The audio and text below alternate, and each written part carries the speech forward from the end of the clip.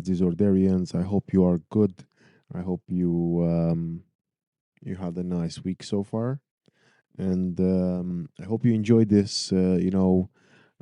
Busier than usual schedule of episodes on the BPD. It's gonna be going like this for a while, I think. Maybe not a while, but maybe like just the next month, and then we're going back to having one episode a week.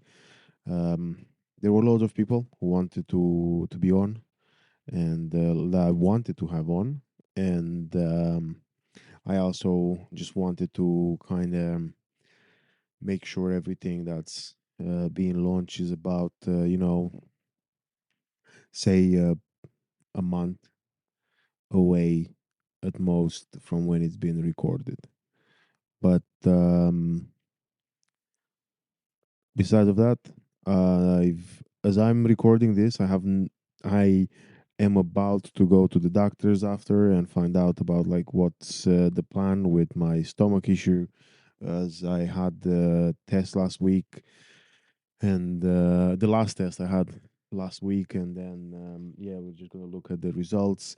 And I'm also back out gigging tonight. I'm just gonna try some new stuff at the open mic in Central West London, and I'm kind of excited about it because I wrote some bits, in the last few weeks that I have not, um, again, I haven't set out yet. So I'm actually looking forward to doing it properly. But besides of that, there are again some other gigs coming, good gigs, um, that I'm really excited about.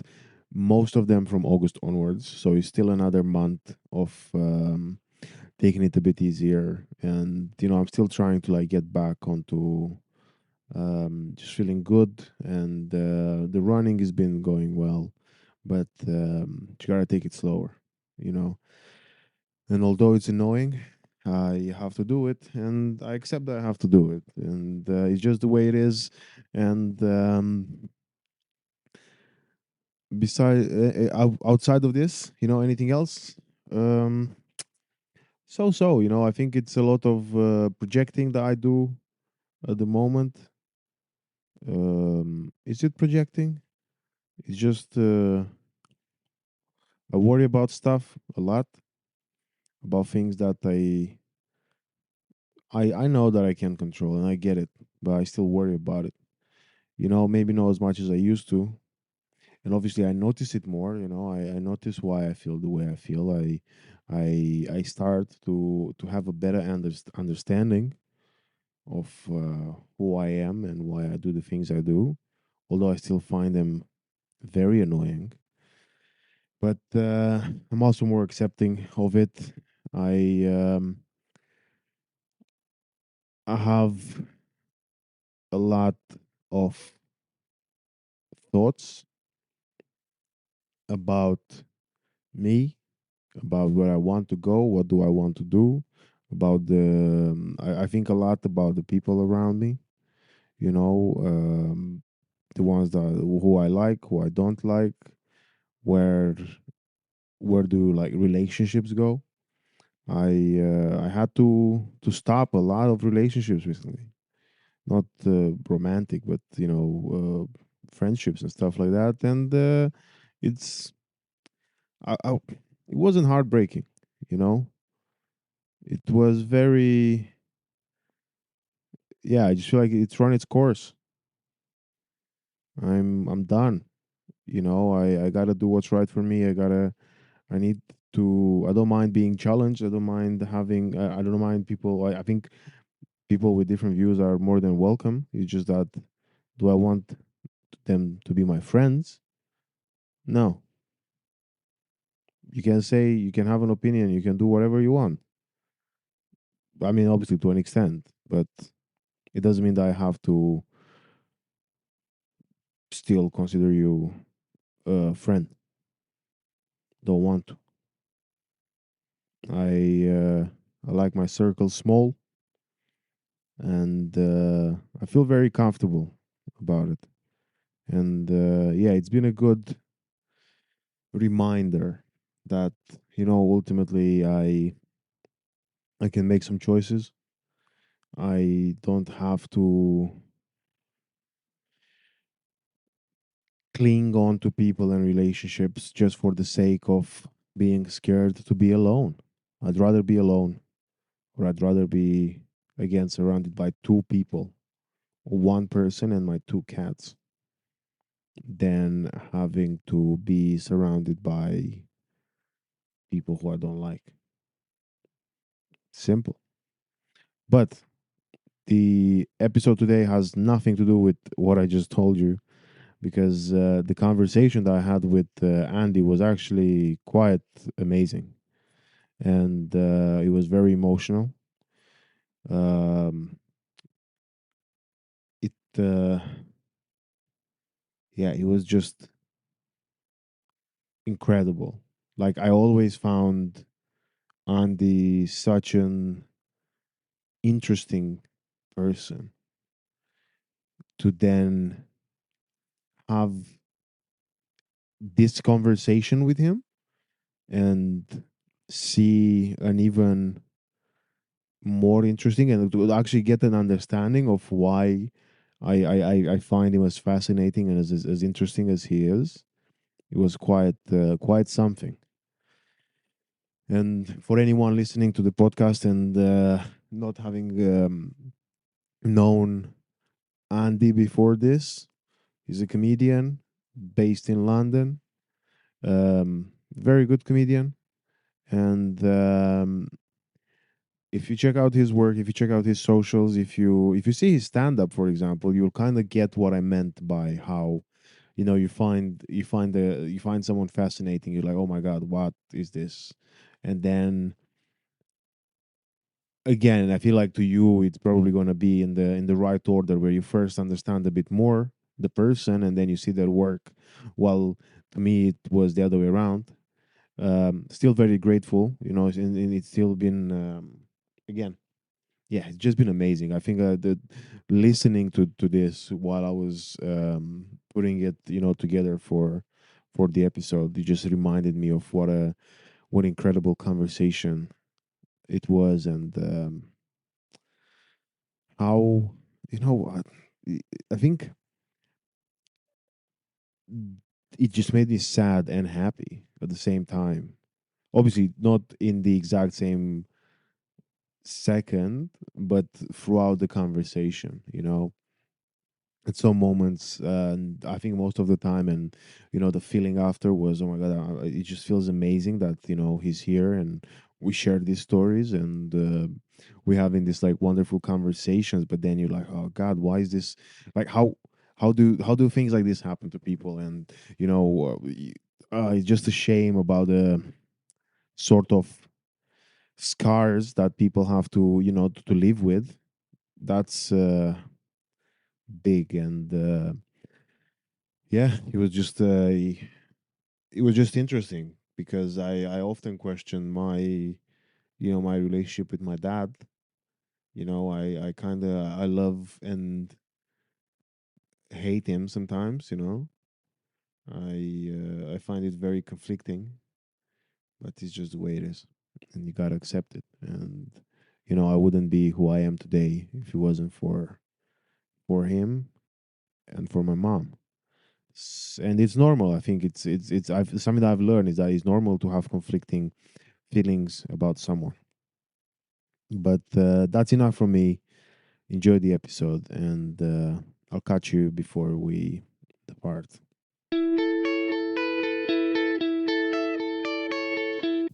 So, cool. We're on. Then, Andy, hello and welcome. How are you? Hi, Lev. Yeah, very good. Thank you. Yeah. How was your journey here? It was uneventful. Yeah, all the trains were like tick tock, tick tock. You know, the only scare I got was when I got to your door and all I could see was like a building site underneath there, and I thought, am I at the right door? But otherwise, it was great. Initial scare, have I got it right? Yes. Well, it looks like you did, which is great. How's the gigging been recently? Have you been doing much? Gigging.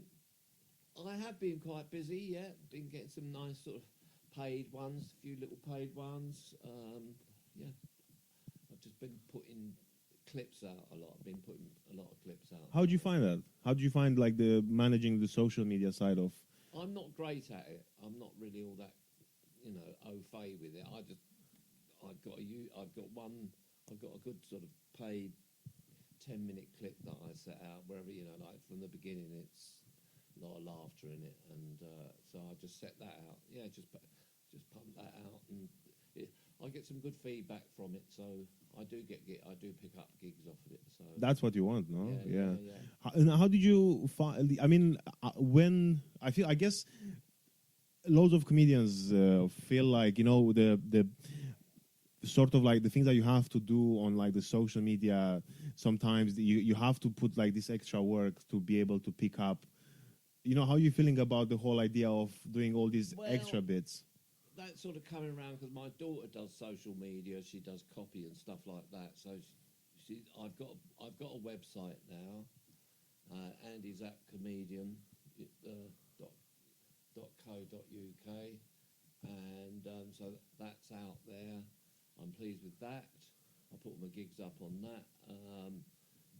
I'm doing some filming stuff with a friend of mine. We're going to just do some TikTok type stuff, just some stupid stuff like that. No just way. Out there, yeah. Where was? Do you have a timeline for that? Well, we all met on Saturday. So one's a filmmaker and he does social media, TikTok, blah blah blah. And he's very keen. He was kind of interested in myself and my friend, and we just sort of put down a few because he's Italian and I'm Polish, and we were kind of just playing about with ideas about what we were going to do about like maybe like the Italian sausage versus the Polish sausage. Just nonsense actually. But I'm looking, and the film guy kind of says, yeah, well, like it's how you film it. We'll make the Yeah. So I'm quite excited about it all. So there's that bit of it, and but with regard to social media, well, I'm trying to do it, doing my best, Lev. Well, it looks like you're doing really well. Yeah, it looks like you're doing really well in regards to that. What was else I was going to say? So, how long ago did you start doing comedy?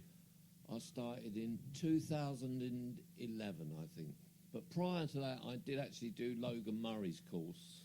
But I was working at a family, so I think about 2008, I went on a course with Logan Murray, and the joke is, like I paid, he owes me £350 because I'm still not funny.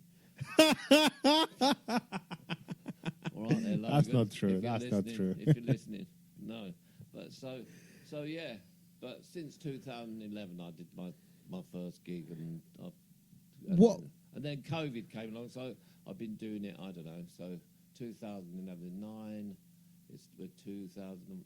We're 24 now. 24 now, yeah. Yeah, so about 12 years. If I'd have been doing it for 14 years, I'd be 2 years funnier. But that's about it. Again, I don't. I mean, you're already incredibly funny, so I don't know what those 2 years would have looked like. Yeah. I don't think it would have been fair, to be honest, on other. Yeah. All the lesser comics, yeah. But how did you get around doing comedy? Like, were you always a creative person? Did you have that outlet? I play harmonica on stage, like but I am, a quite an accomplished harmonica player. I played in some, nice bands and stuff, some good bands that sort of it went somewhere, but and I've always enjoyed messing around. Really, I've enjoyed doing sort of amateur dramatics and being in the theatre, and so I've always had that creative side. I've always enjoyed drawing, painting, sculpture, art, poetry. What? So, that's a lot. Yeah, but I can't. Yeah, so I don't know about kinda. I don't like using that word kinda, but yeah, I've always enjoyed the sort of creative side of life. I've always enjoyed cartoons, Tom and Jerry. That is, I like slapstick comedy, anything really. Yeah, I'm not. Were you? Was it like throughout? I guess. Do you have any siblings? I don't. I'm an only child. Only child. And were your like parents creative people?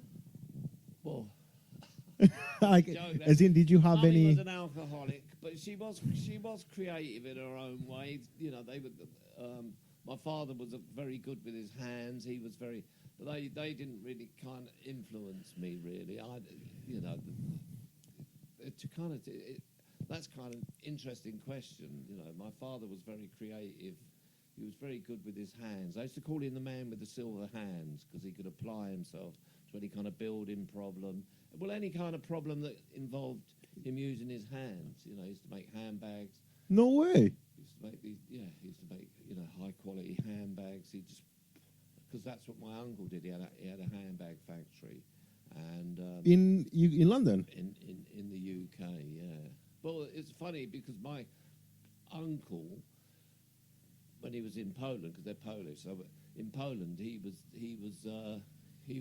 kind of really high up in the Forestry Commission, Oh. Defence of the Realm. So he was very sort of establishment and that, and you know, and he had sabre scars on his thing where they used to do the duelling and stuff like that. So it's just, and he came over and he just started making little wallets and stuff like that, and then he sort of built up this handbag factory and made a real success of it. And my father used to work for him for a while, and then in the end, my dad liked plumbing. He loved plumbing. He loved the pipe. he loved the pipe. Well, I was going to say, if is he still around? No. He died about 16 years ago now. Oh, sorry about that. Because I'll say the kitchen. We're getting the plumbing redone in a flat. If he. Well, his skill was to hide the pipes, but make them really easy to get at. You know, so for other tradesmen, so that they could. That was his skill. He used to work in really expensive houses in Regent's Park, all stuff around there. They used to love it. They love my dad. They love old Vlad. I love old Vladek. Yeah. Vladek, was that his name? Yeah. Oh, nice. Rough. And you are, were you born here then? I was born in Wales, yeah. What? And what was it? When did you move to London? Well, I think they moved around a little bit because they came. There was a big. They kind of came after the war. There was a big sort of transit camp in Wales. Then they moved around a little bit, and then we all moved down to Brixton.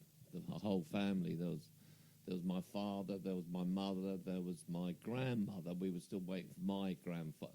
My mother's father had come over. My father's sister was in the house. My father's other sister was in the house. There was the uncle. So we kind of moved to Brixton in, I think, about 1950, 51, something like that. We all lived in a big house, and then the family sort of split up after that. What? And is there anyone else in London? My cousin is, I still contact with my cousin. I've got a few relatives out in Poland. What? And you used to live together for a while? We did, yeah. We lived in a big house, yeah. Wow. In Brixton, when you could get a house for 600 quid, you know what I mean? That sounds like it sounds like a dream now, I guess. Yeah, I think it was like half of what I paid for a room last year. Oh, that's right. So were you always like were you always a funny guy? Well, I thought so. Yeah, I like to make my mates laugh. I have to admit, you know. I thought it was just a way of dealing with stuff, though, coping, like Louis Schaefer says, I just wanted to be loved, I wanted people to like me and stuff like that. So I just act the fool and fuck about and that. And then I had quite a decent upbringing. I had quite an upper middle class upbringing. I was homeschooled. I'm grateful for that. I learned to read and write, and stuff like that. But it was fraught because, just the stuff at home, like, mum was an alcoholic. They were, they're refugees. They're overachieving, got this. Oh. They all kind of thought, about that they needed to have this, they needed to have that. It was all about how they looked and how they were perceived and that. And it kind of did my head in. And then the 60s came. You forgot to tell people, I'm 76. I'm not 20, So then the 60s came in and I was just on my way, really. Sex and drugs and rock and roll, mate. And that was it, really, for about 40 years after that. I just messed about, did nothing. Smuggled a few drugs into the country. Used to sell. Used to sell. Didn't do a lot really. Just had a laugh really. Seriously? Yeah, for at least 34 years, 35 years, I didn't really do a lot. Went to a couple of art schools. Got thrown out of a few art schools. And then it was all about the getting and using and finding ways and means to get more. You know, you say, yeah, I was just like a professional drug user, really. No way. 35 years. I mean, because I know what's the name of your show, by the way? Sex and Drugs and Getting Old. Yeah, come and see me.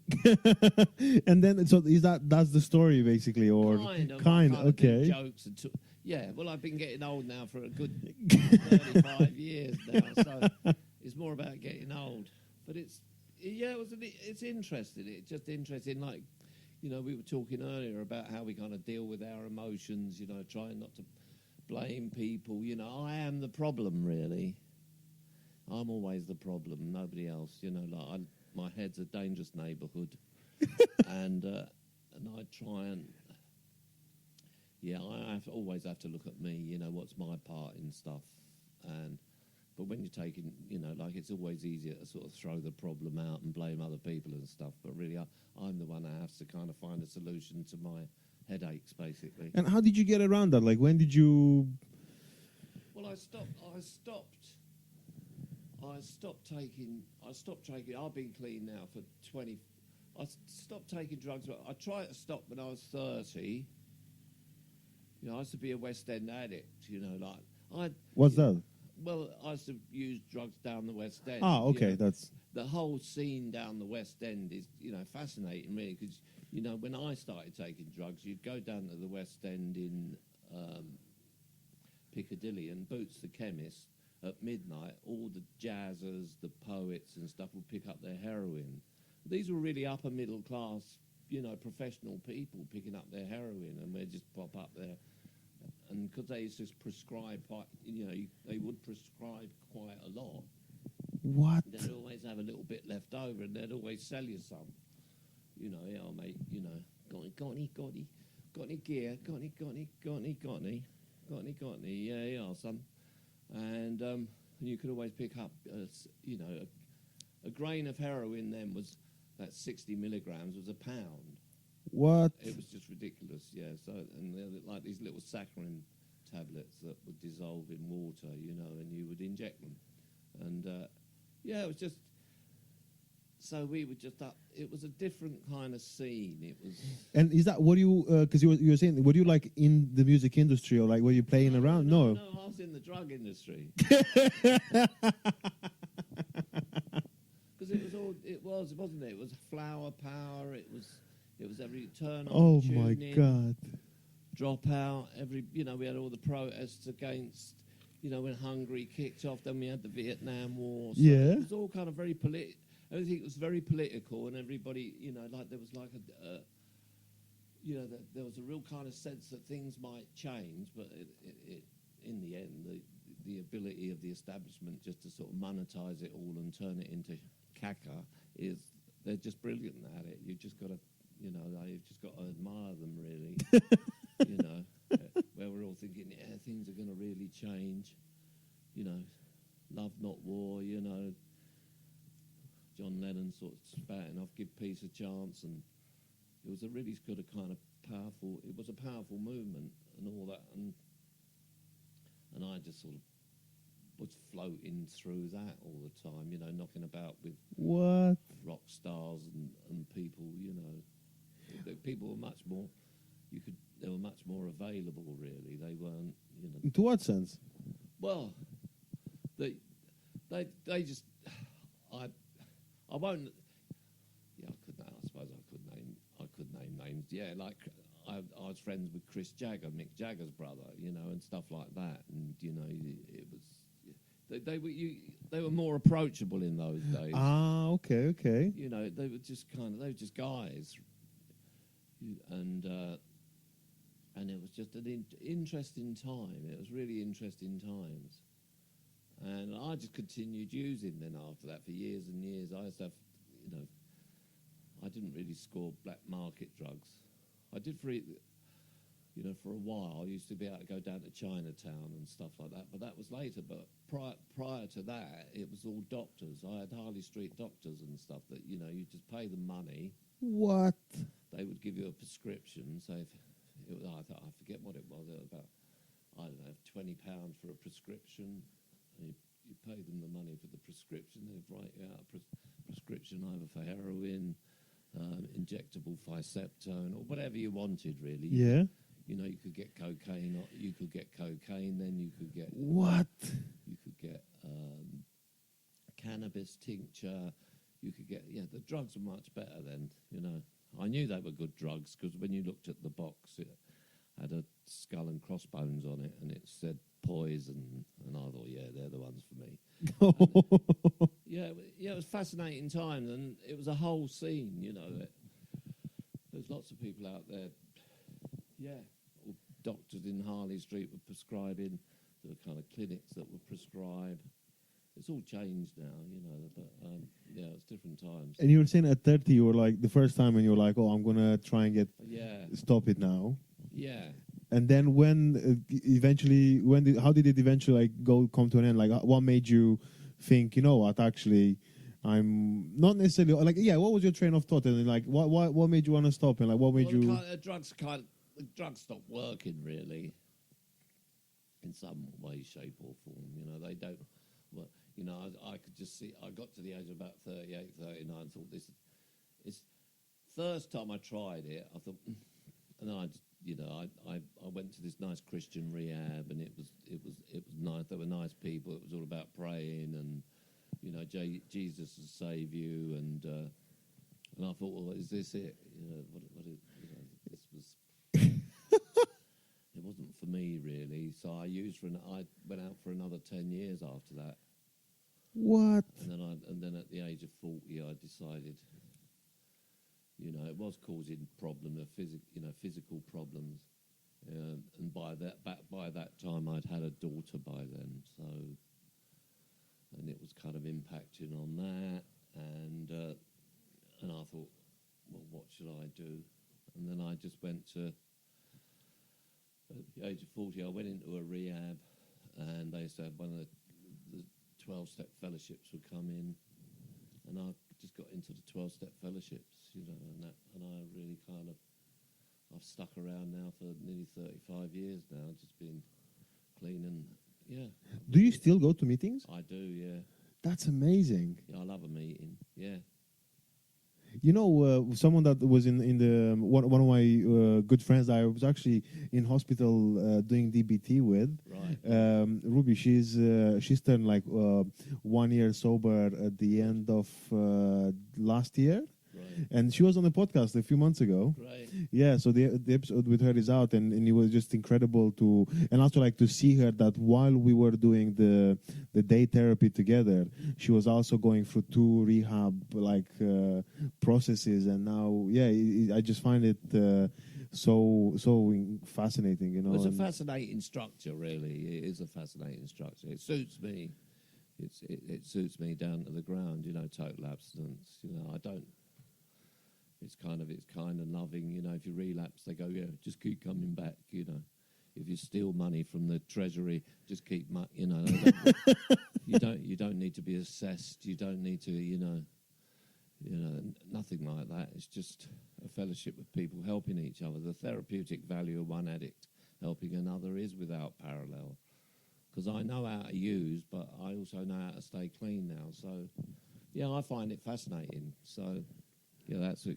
It brought me to that point, so I'm really grateful. And if you don't mind me asking, because I'm just curious, so you know, by the way, because I did forget to mention at the beginning, if you don't want to go into something, that's fine. Just let us know, and we'll move on. But you know, because basically, my dad used to go to be like checked into a hospital for rehabilitation once a year.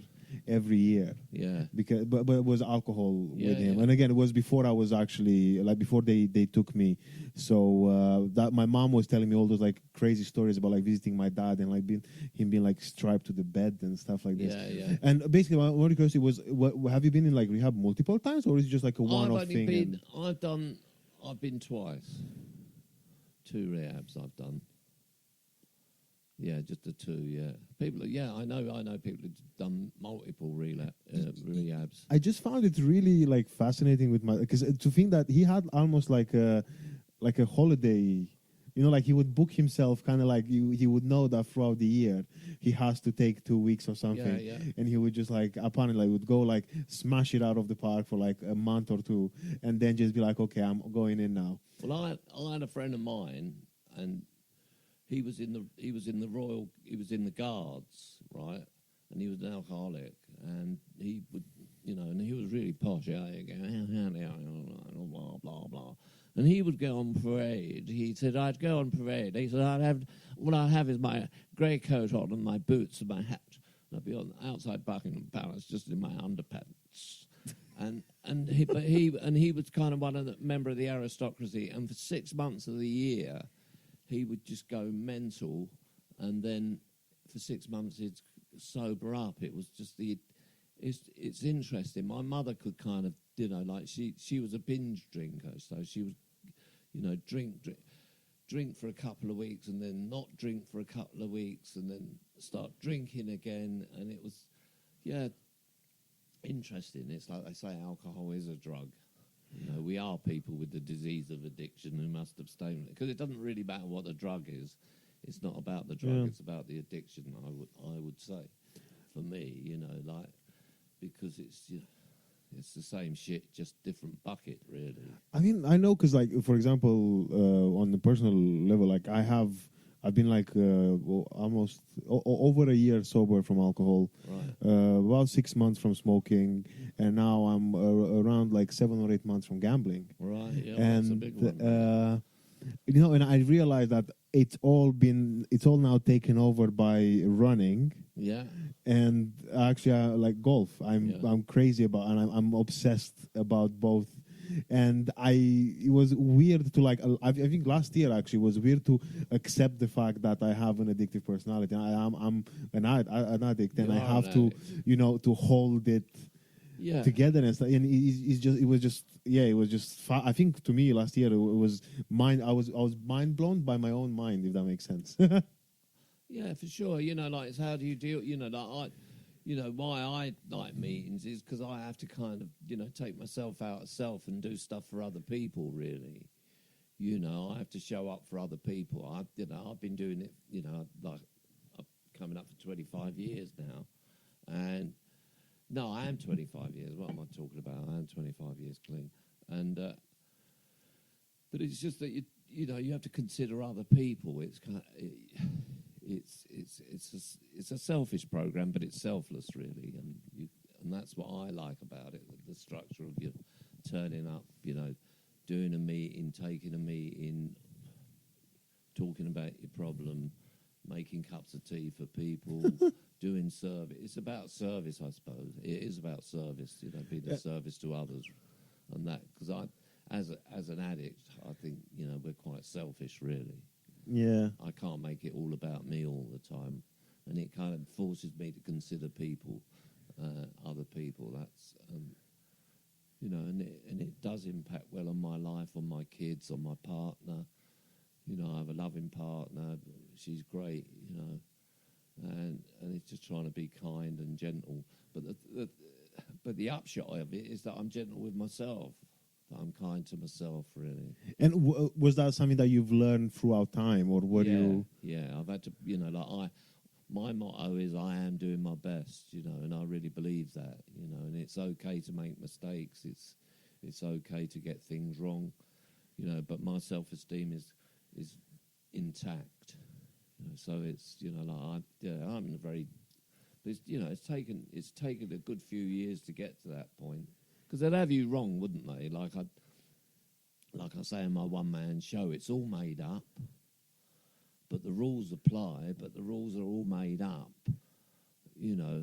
so it's all bollocks, you know what I mean? Basically, you know what I mean? So, and all we do is kind of squabble over the rules, but they're made up, so what we're squabbling over, nobody's got the definitive answer on what's right and what's wrong, or how something should be or how something shouldn't be, and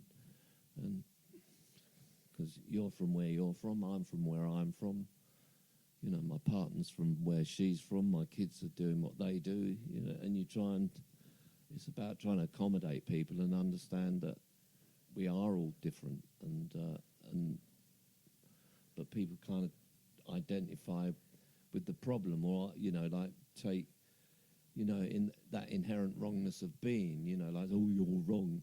It's yeah, it's just ridiculous, really. But I try and kind of just be more accepting of others, and as a result, I'm kind of accepting of myself, really. But that sounds amazing, because I think, you know, from the conversation that we had before, and again from getting to like see you perform, but also seeing you off stage, you also seem to be like I would say one of the most confident people that I have spoken to, Right. and it's so fascinating now to hear everything that you were saying, you know, about like how you got here, because I think when I would speak the first time we spoke, or you wouldn't think that, like, you wouldn't think of this. You wouldn't think that it's someone who will, again, you think that you're very, I don't know how to explain it now. I'm struggling to speak the Queen's language, but I'm just you're So very do I, present. mate, at times. No, but what I'm saying is you're very presentable. You seem like you're very like. Yeah, very confident, and very like you're kind of, and you get your point across very well. I think even when you do stand up, as well as like when we're having conversation outside the comedy, yeah, again, it's just fascinating to hear the backstory of all of this. So I guess it links up to what I was asking earlier, where it's like, so you weren't always like this. You was a constant. Also, can I ask you the question? Yeah, yeah. When did you find out about, like, when did you realize that, like, your mom was struggling with her own, like, addiction? How did you feel about that? Well, that was interesting, because that was always a problem, because my mother always, if only Andre was a good boy, if Andre was a good boy, I wouldn't drink. You know, that was her excuse to my father. So my father would get angry. If I got naughty and my mother got drunk, I'd get the blame. You know what I mean? It was just a really weird. It was a really weird setup, and my mother was really beautiful. She was kind of like Gina. I talk about it in my one-man show, you know, this beautiful woman. And it is a problem being a beautiful woman, you know, because men loved my mother, you know, and she used to, you know, in the middle of the week, she'd be wearing cocktail dresses and be, you know, pissed out of her head. And you know, and she did work hard, and she did, you know, like, she craved intimacy, but didn't, you know, but when she got it, she didn't know how to deal with it. You know, and I used to tell my dad, like, you know, I said, but, you know, she has got a problem, and he kind of, because he was besotted with her, you know, and he was codependent. He couldn't live without her, you know. How old were you when, like, this? Well, it all kind of started, I suppose, when I started becoming a young man, when I was 17, 18. It all, you know, like this butting heads with my mum and saying, well, you know, you're this, I'm that, and it all, you know, I didn't do as I was told. You know, like I did, you know. And there was always, you know, it is interesting, because from the point of view, you know, because I was getting into trouble. I was going, you know, I went to prison a few times, nothing major. No way. Just stupid stuff, you know, just for stupid stuff, really. But I, you know, like, so, but I kind of left home when I was about 15, started leaving home when I was about 16. Seriously? But I would always kind of go back, and not realising, you know, that's where the problem is. You know, like, my mother she didn't have it to give. She didn't know how to, you know, she was struggling with her own stuff, like that. You know, they came here after the war. They'd been displaced. You know, my dad went from Monte Cassino, who was in Egypt, and all. They didn't talk about some of my family who ended up in the gulags, you know, in Russia. So it was all this going on as well. Yeah. So they're, you know, like, but then I'm just this self-centered kid, you know, thinking, well, I've got my fucking problems, fuck you. But, you know, on reflection as an older person now, you know, like, I wish I had spent more, you know, time.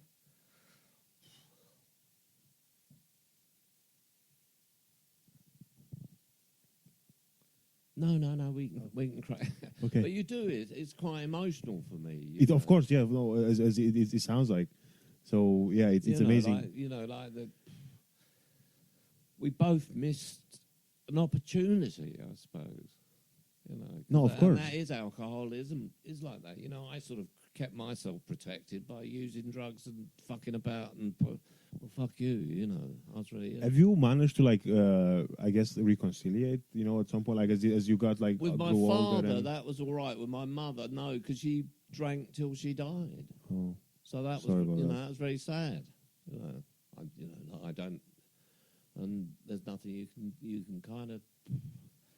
But it was, I got really angry. Like I went to see a friend of mine, John Gordillo, and we were talking about the comedy and all that. Because when she died how she lived. Like finger up in the air, fuck you. I get the phone call. And my dad goes, your mum's really ill. She's going to hospital. So, like you say, there was no reconciliation. Andre was always a naughty little boy. You know what I mean? He was, mummy's little baby, and he never didn't do what he was fucking told. He was a terrible child. But mummy, I love you, mummy. That nothing. You know what I mean? And she just died.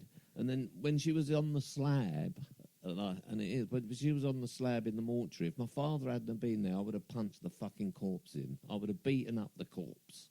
I was so fucking angry. You know what I'm saying? You're there 1 minute and then nothing. So I thought that was. Oh God, how old were you when she passed away? Oh yeah, that was only She passed away before my dad, so I was about in my 60s. Oh wow. So I was I was an adult, but I was furious. Oh no, of course, yeah, as you You would. know what I mean? She's gone. Yeah, I think it when after my dad passed, I think it took me and I'm still trying to, because it's quite weird to think about, because I looked up to him, and then I also realized he was Human. He was human, exactly, and that's when he kind of for a few years he broke the.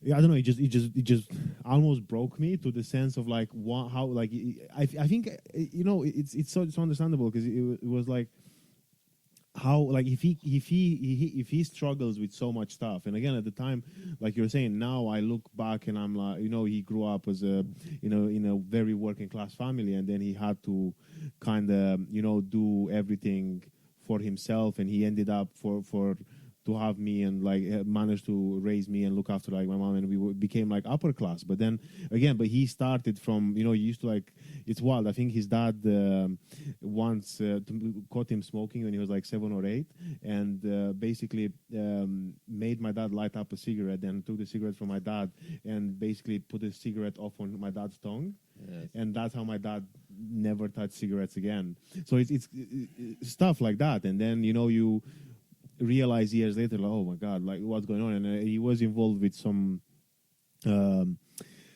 let's say, interesting people. And again, I only found out years later. But at one time, I was so angry with him. And I think I even remember, unfortunately, the last time we spoke, we actually had a fight. As in, when he was, what's the word? When he was in his I guess meant he was when he was basically able to hold a conversation, and when he was sane, if I may say. Our last conversation was actually a fight, and actually I do remember, again, it took me, so he died I think in 2016 or 17, and then in 2020 during the lockdown I started having those very vivid, because I struggled with nightmares for years, and then through the lockdown I couldn't take him out of my, and basically all that, I think all the anger that I had towards him, because I kind of felt why is he living like this, sort of thing, where I was you can't just do that. And I was just so, and then I started turning into guilt, where I was oh, am I responsible? What could have I done? And all these sort of things that, yeah, even now, 4 years after I've started talking about it, I'm still, struggling with it. Yeah, I get it. Again, to an extent, but it's just insane. Yeah, well, what it distilled down for me, I kind of distilled my relationship down to with my mother was, what I distilled it down to, because I remember I got into a relationship with some girl, about 3 months after her death, I wasn't in a relationship at the time, and it all went really horribly wrong. It wasn't, and then and then my friend said, "You're grieving your mother," because I hadn't kind of. Somebody said to me once, you don't need your parents' approval, you just need their love, and if you can't get their love, so be it. So I had this kind of lofty take on it, and thought, well, yeah, I can't get my mum's love, so be it. But then what it all distilled down to is that I craved a relationship with my mummy, and I couldn't get it. That's all I wanted. I could cry now. Which is fair enough. It's wow, It's all I ever wanted. and that's so like, yeah, that's just that's huge. And I think I miss my mom all the time, and I think it's a very very strange, and I feel like sometimes it's hard to even explain the feeling to an extent where, like, I get this with loads of people now, where I think the other night I started crying, and I was chatting with Irene, with my partner, and she was like, "Oh, what's wrong?" And I was like, "Oh, I just miss That's mom." my mother's name. Seriously? Oh. But it is, yeah. Go on. Yeah, well, I was chatting with my partner, I was chatting with Irene, I just started crying. I was like, "What's wrong?" I was like, "I just miss my mom." Yeah. And I would just feel incredible. And I think even now about, when you think about comedy, or like when I think about comedy, and I think about, settling and all these things, and you're like, oh, you want.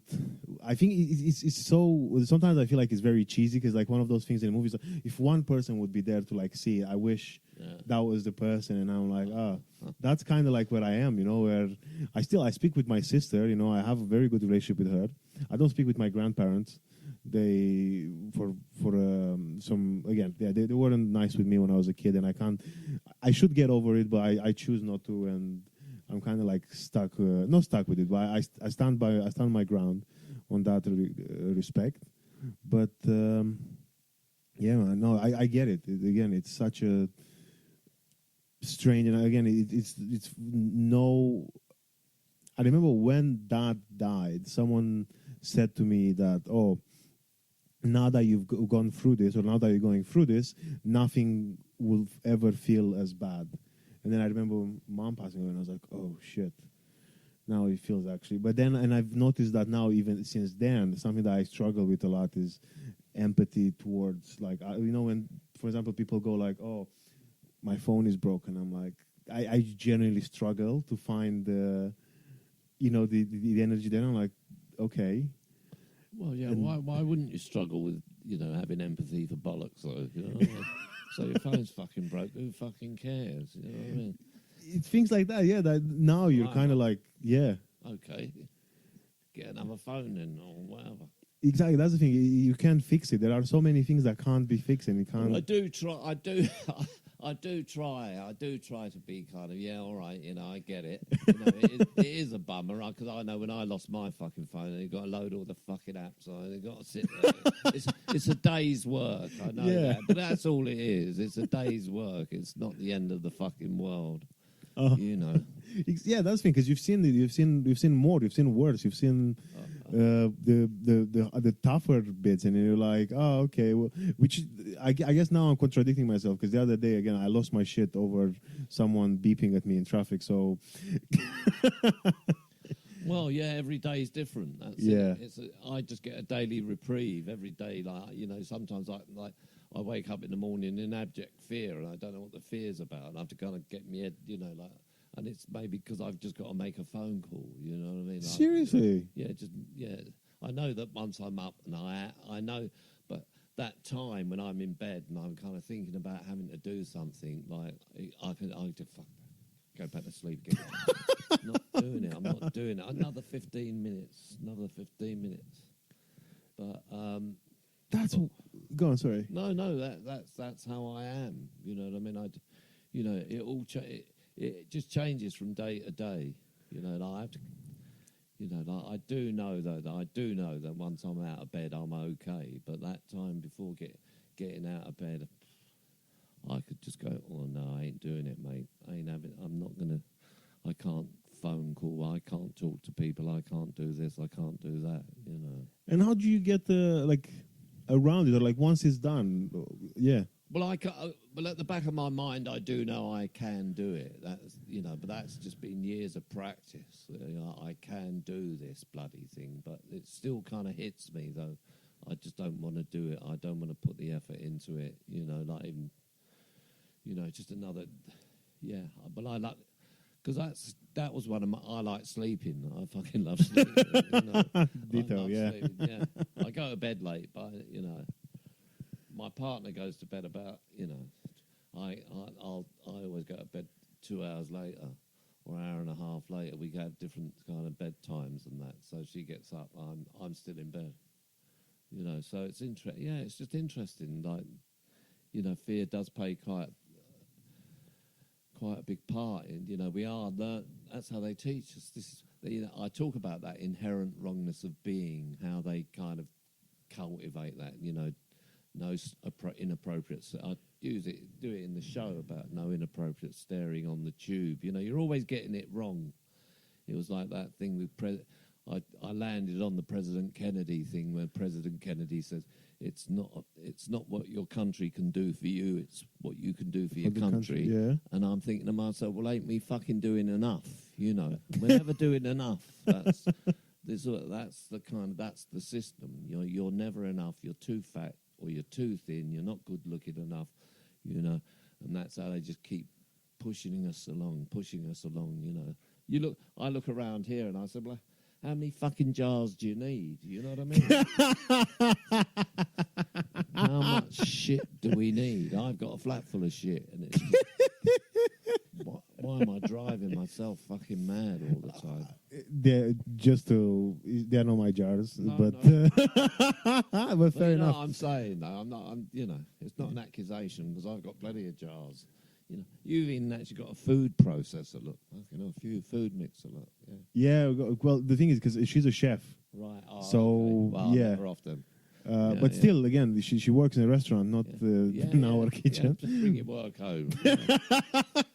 Bring your work. But look. The thing is, when we moved houses, you should have seen me then, because I went through like spices and boxes and everything that I had to like pack up and then unpack, and since we unpacked it, we've never not used it. Yeah. And funny enough, for Christmas, she's got a set of different like new spices that we haven't yet used. So I don't know, but like my mom used to be, my mom would like. We used to collect the soaps from hotels. Yeah. Because we paid for the room, we might as well take everything, and then we had all of it and take the bed. We had drawers at home filled with like soap bars. I actually remember, because again I'm going back to this, but then I remember when I went back into the place where I grew up after Dad died, and although bear in mind my parents divorced, like separated. I've left home when I was your age. I left when I was 17, and I went back at 21 to have a look around, and I still found soap bars. Like I found this drawer filled with shampoo and soap bar from like 15, 20 years before. And like you said, why are we collecting this? What's happening now? But you just accumulate stuff, and people do give it to charity shops and stuff like that. But I kind of did just look in my flat. So I think I kind of landed on that thing. Once you realise you've got more than you need, you always kind of have more than enough. Like what do we actually basically need? And the focus always seems wrong for me. I'm not a communist or particularly. I have a social conscience. I call myself a socialist and all that, 'cause at the moment the right seem to be making more sense than the fucking left. You know what I mean? But it's such a bizarre. All this kind of desire of possession. It's just it's not about the having. It's about the being. I think, and that's where I'm kind of at in my life now. Really, that happens, I suppose, as you get older, because what's it all about? Why are we kind of, identifying with, people's right. Like he's got it wrong. He's doing it wrong. They're doing it wrong. But who's doing it right? I don't. It's subjective. It's like almost Yeah. everything. It's subjective. Where I think when you were saying before, it's an interpretation of something, Yeah. and everyone has a different interpretation, and it's hard. I think sometimes I struggle with. I luckily then I don't necessarily express it, but I do internally struggle with reminding myself that again in the end, ultimately it's like we can look at the exact same thing, Yeah. but yet we'll see something either totally different or slightly different, and that's just the way it is, and we kind of have to accept it. But it just I don't know. It's just incredible to hear from you. Going on, seeing that change in you. Because I imagine, was it like again I guess like the older you got, the wiser, or were you like even when you were like a young adult, you were like, oh, okay, this is still not right, or like I shouldn't necessarily. Well, I thought there was something wrong. I couldn't quite put my finger on it, I suppose. I didn't want to put my finger on it because I had plenty of drugs and I was just getting smashed every day. I was drinking every day. I was, doing my thing, really. My first wife, Barbara, but wife or partner, she was a beautiful striptease dancer who liked taking drugs. It was just mad. We used to, she was a fucking nightmare, alcoholic, mad. How long you been together? Well, we were together for about 10 years, 11. Wow. But we kind of stayed friends all the way through. She died from addiction. Oh, sorry about that. It was sad. We had a daughter and that, but it's just, yeah. But I distracted myself in different ways. We all distract ourselves, and people distract themselves through working. People make a virtue out of work. Well, I don't think work's all it's cut out to be, really. Like, I work really hard. Oh, tough luck, mate. You know what I mean? I work fucking 10 hours a day. Well, who cares? It's not. Some people, that's how people do it. We all kind of distract ourselves in different ways. Some ways are better than others, but at the end, as long as I try and treat people respectfully and not be an arse. But that's taken time. That's taken time because I have treated people quite badly and disrespectfully and been quite. What's your way of like coping with it now? Well, it's because you were saying about the difference of like being and you work like people try to like get themselves stuck into work and stuff. I value like people. I do value like I do try and see the good in people, and I can't help their religion. I can't help their upbringing. Like, and I just kind of try and value the person that's in front of me. Really, I do. Yeah,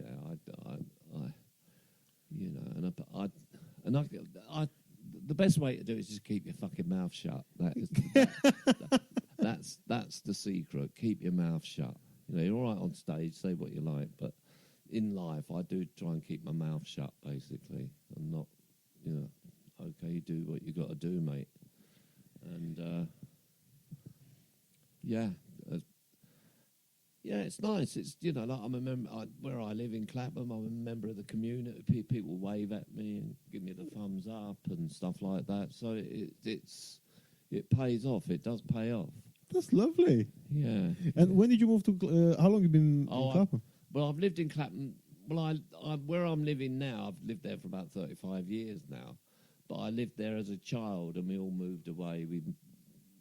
My family moved to, my parents moved to Streatham, and then they moved about a little bit after that, and then I kind of just buggered off and moved, lived all over the place. But where I am in Clapham now, I've lived there 35 years, so what? So it's nice. Yeah, life's good. On one level, and then there's all this other stuff about people getting cancelled, and all this gender politics now, and in comedy, people, scared to say they're scared. Well, they're not really. I don't think they are. What I say, Andy, you'll never work again. I said, well, I ain't fucking working now, so who cares? You know? That meagre living that I'm eking out of, out of comedy. But I love it, so I kind of. So how did you, comedy wise, how do you how much do you basically give away about you and about your personal life in the comedy? One man show, I talk about it quite freely. Not bad.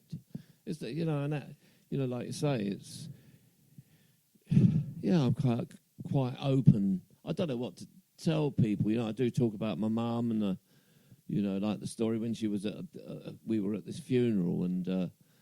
She's all dressed up. She's got this black dress on. She looks fucking stunning. Looks beautiful, fantastic. And this big bottle of brandy. And it was a big funeral. It was about 14 tables. And this big bottle of brandy came, and she spotted it. And there's me and my uncle standing there, and we're watching my mum. And she starts following this bottle of brandy. It goes to one table. The brandy's there. They're pouring out the brandy. She's having a little brandy, and she's being charming and talking to everyone. Oh, so nice. So sorry, Bronya. Oh, so sorry. It's so terrible that Wadek, whatever his name was, who died. Oh, Bruno, I was so young. And then as soon as the brandy bottle goes to the next table, she's but I've got to go now. It's so nice talking. She goes to the next table. And she does the same act, it's the same fucking shtick. Oh, terrible! He's so young. Oh, thank you so much. And she's sort of drinking away, and then to the next table. You know what I mean? And I'm thinking, she's like a seagull chasing a bag of chips on fucking Brighton Beach. You know what I mean? Swooping down. She was relentless. But it's just. What can you do? It's I talk about my drug use. I did a bit of prison when in prison. Prison's no big deal. It was just prison's prison, isn't it? Really? Oh, the shame. All you do is lie on a fucking. You don't do fuck all. It's great. You sleep a lot. It's not exactly It's not exactly what my family went through when they went to the gulags. I'm pretty sure that they were eating fucking leather shoes and straw, because there was nothing there. And my aunties having to prostitute themselves to get a bit of medicine. I just went to prison. You know what I mean? What's the big deal? I visited a prison. I visited someone that I knew who was in prison once. And the whole experience, I actually felt like I was in an airport. Yeah. Where was the prison? In Manchester. Yeah. Manchester Strange Ways. Yeah, Strange Ways. Yeah, quite famous prison, that. Yeah. Yeah, and I remember the first time I went. And it's funnily enough, I think it was actually before I went on a flight. So, when I went in the airport months later, when I flew for the first time, I was like, oh my God, this looks very familiar. And it was from like how I went to visit that person I knew that I went for like the scanners and I had to take my shoes out, and it was well, welcome to prison GB. It's just another prison, isn't it, really? Oh my God. But that was it was an experience, like you say. It was interesting. But so I was gonna say now, do you throughout the time you've done comedy, has your like comedy persona or the way you do stuff changed much from when you started, or were you kind of like the same person, or the same character? I suppose the persona's a difficult one, isn't it? Really, like who am I on stage? Now I'm kind of a bit more confident. I've got lots of jokes, I'd like, there's a few people out there, I could shout out. Like Mike Shear was always very supportive, and he'd go, just throw away the paper. Don't worry about the paper, Andy. You're funny. Don't worry about, you can do this. And it's just having the confidence to, I'm trying to write stuff a little bit more slightly differently, but I like clowning. The comedian Steve Best, who does the photography and stuff like that, is a good friend of mine, and he's always been very supportive. Ivor Dembina, he just takes the piss all the time. He said, I've got a spot, like but he just tell me that I'm not a proper comedian, and it's but you know, like, but I've persevered with it, and I am, you know, and I can get up on stage and deliver 20 minutes of comedy. You know, it's not Stuart Lee. I'm not. You know, I'm not. But I just like doing jokes and messing around, really. And you know, like I do this stuff about language. You know, when like from South London, you know, when I'm talking about a bird, you do know that I'm not talking, you know, so I'm going to go and see my bird tonight. You know, I'm not going to go and see a parrot or a fucking seagull or an ostrich. I'm going to go and see my bird. You know what I'm talking about? You know, and when my bird says she's going to go and see her geezer, you know, she's not going to go and see a fountain of water. You know, and just try and explain it like that. You know, I kind of enjoy it. I enjoy it a lot now. And I try not to second guess people, you know. I used to get terrified when I used to see the rainbow flag. I thought they're going to fucking hate me. And because, you know, kids take themselves very seriously. You know what I mean? I can't take 20-year-olds very seriously, not that seriously. But I don't second guess anybody anymore. I go, yeah, all right then, well, this is the gig. I'm going to do it, you know. Yeah. And they work out fine. Because you know, I am lucky because I am quite likable. You know, like, you know, it's a strange thing to say, but just don't try and second guess it. You know, because I went to Essex, I thought this is my crowd. These are my people. Plenty of fuck this and fuck that. You know, I died on my arse. It was awful. And then I went to this other gig, and they were all Burberry coats and cravats and really expensive. And I thought, oh no. And they loved me. You know what I mean? So there's just no. You never know. You never know, do you? No. Oh, that's the fun of it. You know, That's amazing. How do you go? Sorry. I know there's always that little bit of, oof.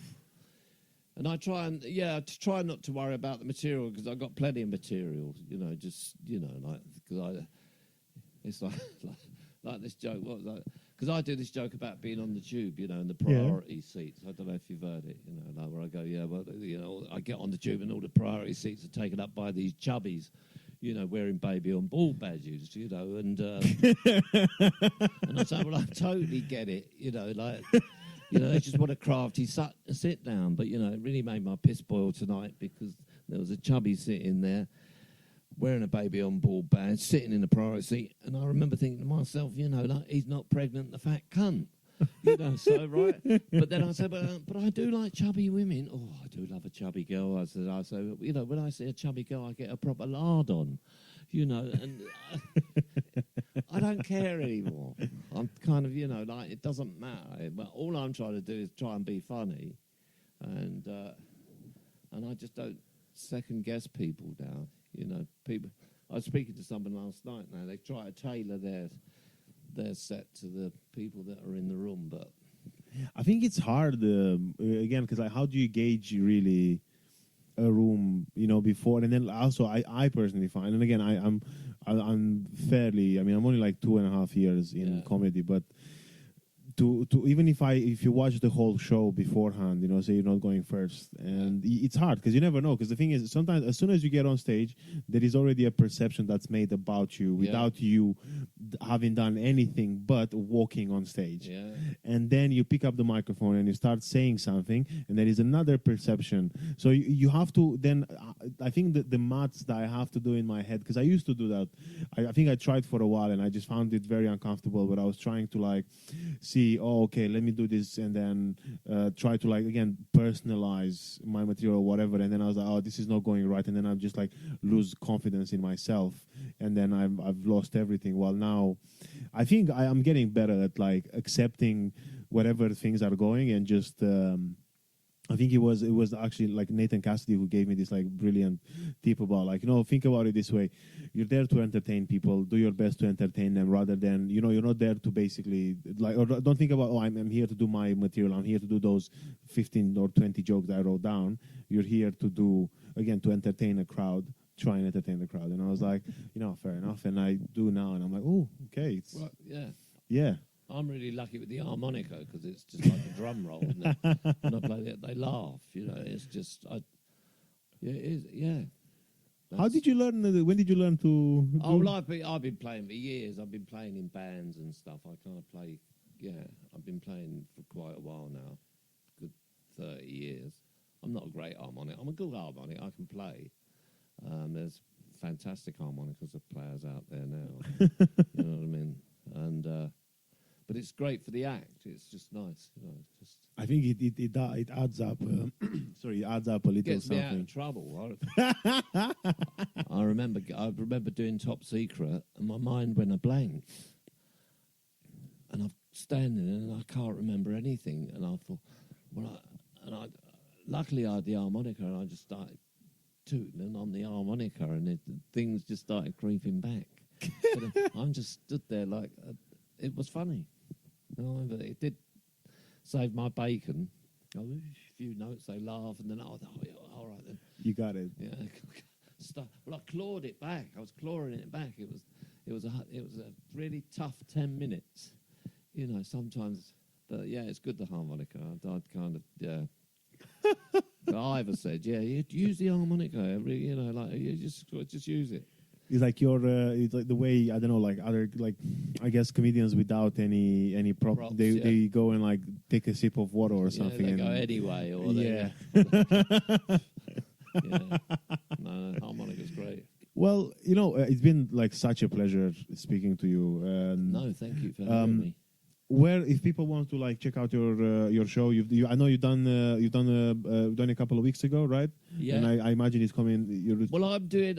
Can I plug it? Yeah, of course, can. That's Yeah. that's the best. That's the part of it. 10th. What is it? What are we now? 10th of May. I'm doing it at Nathan's. I'm doing it on Nathan's promoting the gig on the Friday, 10th of May. I'm doing Sex and Drugs and Getting Old. It starts at about 6 o'clock at the Camden Head in Camden Town. So, yeah, I'll be trying some new stuff out, some new bits in it. And, yeah, it'd be lovely if people could come along. Yeah, it's coming. You know, I am funny on the odd occasion. Yeah. And then, what's your social media? Where do you post? Well, stuff? I kind of put stuff up on Facebook. I'm on Instagram. I've got, like I say, I've got a what do you call it? Website, andyzappcomedian.co.uk. And, yeah, soon I'll get my head around the media stuff. But yeah, onwards and upwards. Yeah. Well, you know what? It's been incredible Well, speaking to you. I feel I should have asked you some more questions. Maybe you can come No. up. It's Was that all right? Yeah, of course. No, you're the guest. You know, Oh. it's about you. All right. Well, good. That's how I like it. Well, thank you for listening. Thanks, Lev. Thank you for coming over. Take it easy. Thank you. Thank you. Lovely.